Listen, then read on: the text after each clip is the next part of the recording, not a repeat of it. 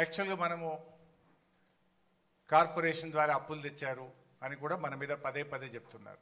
యాక్చువల్గా బీఆర్ఎస్ ప్రభుత్వము అప్పు తెచ్చింది ఒక ప్రైవేట్ ఆర్గనైజేషన్ దగ్గరనో కూర్చోబెట్టడాను, ప్రైవేట్ ఆర్గనైజేషన్ దగ్గరనో ఇంకెక్కడనో కాదు. మనం తెచ్చింది కేంద్ర ప్రభుత్వ సంస్థలు, ఒకటి పిఎఫ్సి, రెండు ఆర్ఈసి. కేంద్ర విద్యుత్ శాఖ కింద ఉండేటువంటి సంస్థలు పిఎఫ్సి, ఆర్ఈసి. అవి కేంద్ర ప్రభుత్వ సంస్థలు ఆడిట్ లేకుండా, డిపిఆర్ లేకుండా, అనుమతులు లేకుండా అప్పిస్తాయా?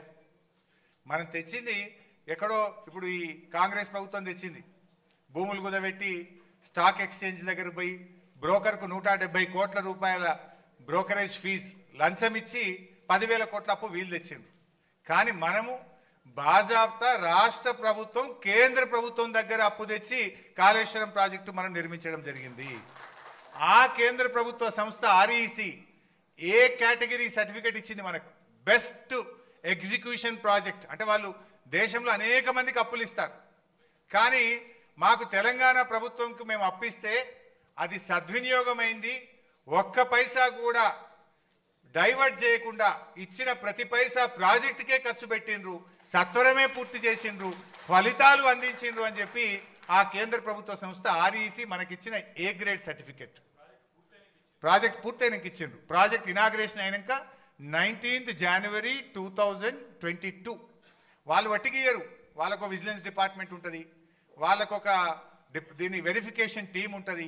వాళ్ళు వచ్చి వెరిఫై చేసి విజిలెన్స్ డిపార్ట్మెంట్ తిరిగి మొత్తం గ్రౌండ్ అంతా తిరిగి వెరిఫై చేసినాక ఏ సర్టిఫికెట్ ఇచ్చిండ్రు వాళ్ళు. నెక్స్ట్, ఇది పంజాబ్ ముఖ్యమంత్రి భగవత్ సింగ్ మాన్, ఆయన కూడా వచ్చి చూసి ఈ ప్రాజెక్ట్ అద్భుతంగా కట్టిండ్రని వారు కూడా ప్రాజెక్ట్ సైట్లోనే మన రాష్ట్రాన్ని అభినందించిపోయినటువంటి విషయం. తర్వాత ఇది ఒక chief engineer, central water commission chief engineer KL Das అని, ఆయన మరీ అద్భుతంగా మాట్లాడింది. ఆయన అయితే అసలు Kaleshwaram project is a engineering Marvel. అసలు నేను ఇంత గొప్ప ప్రాజెక్టును సిడబ్ల్యూసి చీఫ్ ఇంజనీర్గా నేను చూడలేదు. అనుమతులు ఇచ్చిన ప్రాజెక్టును మా పదవి కాలంలోనే పూర్తయి ఫలితాలు అందించిన ఒకే ఒక్క ప్రాజెక్టు కాళేశ్వరం ప్రాజెక్ట్ అన్నారు. జనరల్గా సిడబ్ల్యూసి అనుమతిస్తే వాడు రిటైర్ అయిపోయినాకనో, ముసలోడైనాకనో, చచ్చిపోయినాకనో ప్రాజెక్ట్ పూర్తవుతుంది. నర్మదా ప్రాజెక్టు 30 ఏళ్ళు అయింది, కానీ నేను అనుమతి ఇచ్చి నేను చీఫ్ ఇంజనీర్గా ఉండంగానే ఈ ప్రాజెక్టు పూర్తయింది అని చెప్పి ఆ CWC chief engineer KL Das గారు ఆ సైట్లో విజిట్ చేసి అభినందించినటువంటి విషయం. ఇన్ఫ్యాక్ట్ నేను ఇక్కడ ఇంకో పాయింట్ కూడా చెప్పాలి. ఇంతకుముందు వచ్చిన మసూద్ హుస్సేన్ చైర్మన్ కానీ దాస్ గారు నన్ను కలిసి, భాయ్సాబ్ మేము దేశం అందరికీ పాఠాలు చెప్తాం, మీ దగ్గర వచ్చి మేము పాఠాలు నేర్చుకుంటున్నాము అని వాళ్ళకు పర్మిషన్ తీసుకున్నారు. మేము దేశవ్యాప్తంగా ఉన్న మా సిడబ్ల్యూసి ఇంజనీర్లను మీ దగ్గర పంపిస్తాం, మీరు మాకు కొంచెం పర్మిషన్ ఇచ్చి దీన్ని చూయించండి, మా వాళ్ళకి ఎక్స్ప్లెయిన్ చేయండి అని చెప్పి వాళ్ళ టీమ్స్ పంపారు. 4 టీంలు వచ్చినాయి దేశవ్యాప్తంగా సిడబ్ల్యూసి నుంచి. 4 టీంలు వచ్చి చూసి విజిట్ చేసి నేర్చుకొని మన డిపిఆర్ కాపీలు తీసుకొని వాళ్ళు దేశం మొత్తం చెప్పుకున్నటువంటి గొప్పతనం ఇవాళ తెలంగాణకు ఉన్నది. నెక్స్ట్, కేటీఆర్ గారు అమెరికా వెళ్ళారు. అమెరికాలో ఉన్నటువంటి యూనివర్సిటీ మనకు enduring symbol of engineering progress and partnership అవార్డును American Society of Civil Engineers Kaleshwaram ప్రాజెక్ట్కి ఇచ్చినటువంటి అవార్డు అది. అక్కడ మాట్లాడడానికి పిలిచారు American Society of Civil Engineers. ఈ కాళేశ్వరం గొప్పతనం గురించి అమెరికాలో వాళ్ళు గుర్తించి, మీరు రండి, మీ రాష్ట్రం తరఫున వచ్చి మా దగ్గర మాట్లాడండి, ప్రాజెక్ట్ ప్రజెంటేషన్ ఇవ్వండి అంటే ఆ రోజు కేటీఆర్ గారు వెళ్ళి ప్రజెంటేషన్ ఇవ్వడం, అక్కడ అందరూ కూడా చప్పట్లతో మొత్తం హాల్ అంతా మారుమోగిపోయినటువంటి పరిస్థితి. ఆ రోజు మనకు వచ్చినటువంటి అవార్డు. నెక్స్ట్,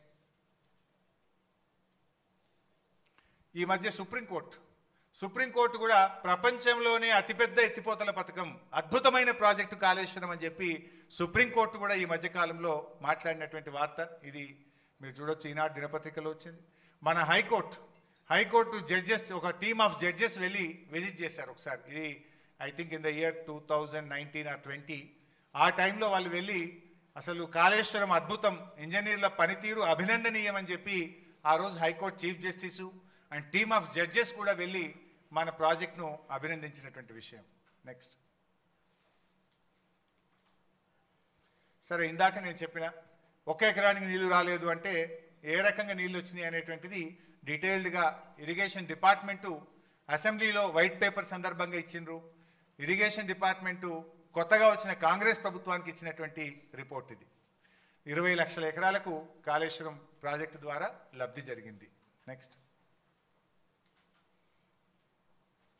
కాళేశ్వరం కుప్పగూలిందని ఎన్డీఎస్ఏ చెప్పిందని ఒక దుష్ప్రచారం చేస్తూ ఉన్నారు. వాస్తవానికి ఎన్డీఎస్ఏ ఏం చెప్పింది అనేది కూడా అక్కడ మనం మెన్షన్ చేసినాం. చాలా స్పష్టంగా చెప్పింది ఎన్డీఎస్ఏ. ఇది ఎన్డీఎస్ఏ రిపోర్ట్లో నుంచి చెప్తున్నటువంటి point. After obtaining the results from the various investigations and on opinion of the experts committee, the restoration of the block 7 of Medigadda barrage will be taken up and the barrage will be under operation. చాలా స్పష్టంగా వాళ్ళు 7th బ్లాక్ను తీసి మళ్ళీ కట్టడం ద్వారా బ్యారేజ్ను ఆపరేషన్లోకి తీసుకురావచ్చు అని ఎన్డీఎస్ఏ చెప్పినటువంటి నివేదికలో స్పష్టంగా ఉంది. కానీ వీళ్ళు కాళేశ్వరమే కుప్పగూలింది, మొత్తానికే పోయింది అంటున్నారు.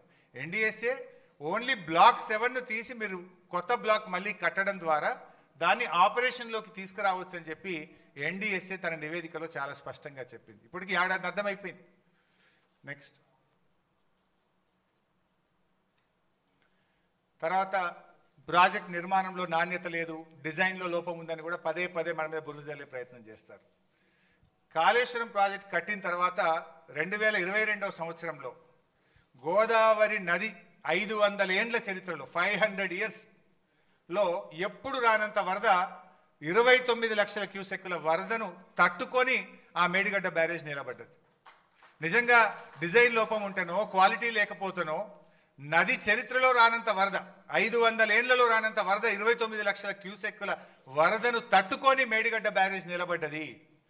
అంటే ఎక్కడ కూడా అటువంటి డిజైన్ లోపం లేదు. ఈవెన్ ఆ 2 పిల్లర్లు కుంగిన తర్వాత కూడా కాంగ్రెస్ పార్టీ మినిమం జాగ్రత్తలు తీసుకోక ఇది ఆయన కొట్టకపోతే బాగుండని ఇడిచిపెట్టారు. అయినా కూడా 2023లో 15 లక్షల క్యూసెక్కుల వరద వచ్చినా కూడా మేడిగడ్డ చెక్కు చెదరకుండా నిలబడ్డదంటే అక్కడ ఎటువంటి నాణ్యత లోపం లేదు.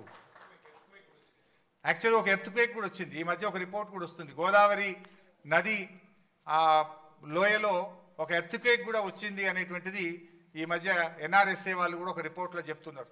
సరే, what ever is the reason, earthquake వల్ల జరిగిందా, దేనివల్ల జరిగింది చిన్నపాటి 2 పిల్లర్ల కుంగుబాటు. అచ్చా, ఎర్త్క్వేక్ వచ్చిన దాని తర్వాత ఎర్త్క్వేక్ కూడా వచ్చింది. ఆ ఎర్త్క్వేక్ను తట్టుకొని కూడా అది నిలబడ్డది. సో ఎర్త్క్వేక్ వచ్చినా ఇబ్బంది రాలేదు, 29 లక్షల క్యూసెక్కుల వరద వచ్చినా ఇబ్బంది రాలేదు. అంటే ఆ ప్రాజెక్టులో ఎక్కడ కూడా నాణ్యత లోపమో ఇంకోటో లేదు. అది జరిగింది కేవలం 2 పిల్లర్ల కుంగుబాటు మాత్రమే.